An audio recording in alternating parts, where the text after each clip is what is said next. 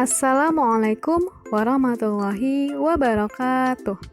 Halo anak-anak, apa kabarnya? Semoga kalian selalu dalam keadaan sehat walafiat ya. Kembali lagi dengan Bu Fatimah. Hari ini Ibu akan menjelaskan cara membuat rangkaian listrik paralel sederhana. Simak dengan baik video ini ya. Langkah pertama, kalian harus menyiapkan beberapa bahan yang akan kita gunakan untuk membuat rangkaian listrik paralel. Yang pertama, siapkan 2 buah bola lampu beserta dudukan lampu atau fitting lampu, kemudian kabel dengan panjang 1,5 meter, saklar kecil, baterai 2 buah, lem, pensil, gunting, dan juga alas.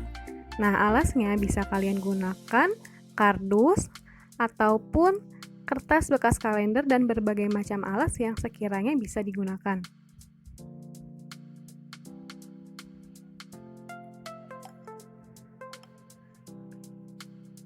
Selanjutnya, tahapan yang pertama adalah siapkan alas rangkaian listrik dan juga gambar pola rangkaiannya. Ingat ya, digambar pola rangkaian listrik paralel. Yang kedua, gunting kabel sesuai dengan panjang dan pola rangkaian, kemudian kelupas karet atau bagian luar kabel sehingga terlihat kawat kabel bagian dalamnya. Kalian bisa mengelupasnya dengan ukuran sekitar 1 cm. Langkah ketiga, lekatkan kawat kabel pada saklar, dudukan lampu, dan juga baterai. Kemudian lekatkan kedua baterai pada alas rangkaian. Kalian bisa lihat gambar kabel hitam itu yang akan dihubungkan ke fitting lampu. Jadi untuk rangkaian paralel ini kabelnya bercabang ya. Nah, kabel yang bercabang itu nanti kita lekatkan, dililit 3 kabel yang warna merah dan 2 warna hitam, kemudian dilem supaya kawatnya tidak terurai. Jika sudah dilem akan tampak seperti pada gambar. Kemudian tinggal kita lekatkan ke fitting lampu. Nah, inilah bentuk rangkaian paralel yang sudah sempurna. Setiap kabelnya juga dilekatkan dengan lem agar terlihat lebih rapih dan tidak goyang. Saklarnya pun direkatkan dengan lem ya agar bisa tegak. Nah, ini adalah hasil dari percobaan membuat rangkaian listrik paralel sederhana. Ingat ya bahwa rangkaian listrik ini alat listriknya dipasang sejajar sehingga terbentuklah cabang di antara sumber arus listrik. Lalu jika salah satu aliran listriknya diputus atau lampunya itu dicopot, maka tidak akan berdampak pada arus listrik di cabang lain atau tidak berdampak pada lampu yang lain, sehingga lampu atau alat listrik yang lain tetap menyala. Mengapa bisa seperti itu? Karena nanti aliran listriknya akan mengaliri kabel yang ada lampunya, makanya tetap menyala walaupun salah satu lampunya dicopot atau alirannya diputus. Kemudian, keuntungan yang lain adalah nyala lampu dari aliran ini lebih terang.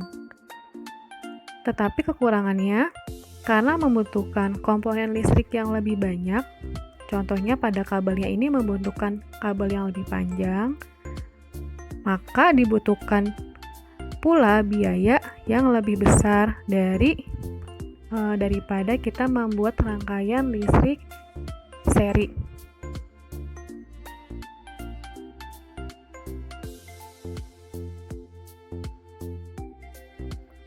Nah, contoh rangkaian listrik paralel sederhana yang pertama ada pada lampu lalu lintas. Kalian bisa lihat bahwa lampu lalu lintas itu menyalanya secara bergantian. Nah, ini menandakan bahwa lampu lalu lintas menggunakan listrik paralel. Jadi, setiap lampu memiliki saklarnya masing-masing. Contoh yang kedua, yaitu lampu di rumah kita. Kalian perhatikan rumah kalian masing-masing. Pasti di setiap ruangan memiliki saklar tersendiri. Ruang kamar, kemudian ruang tamu, ruang keluarga, dapur, kamar mandi pasti memiliki saklarnya masing-masing. Tapi di dalam rumah kita tetap bersumber dari satu sumber listrik. Ketika salah satu saklar dinyalakan, maka lampu yang dialiri pun pasti akan nyala. Ketika yang satu dimatikan, tidak berdampak kepada listrik yang lain karena memiliki saklarnya tersendiri. Misalnya, kamu menyalakan ruang kamar tidur.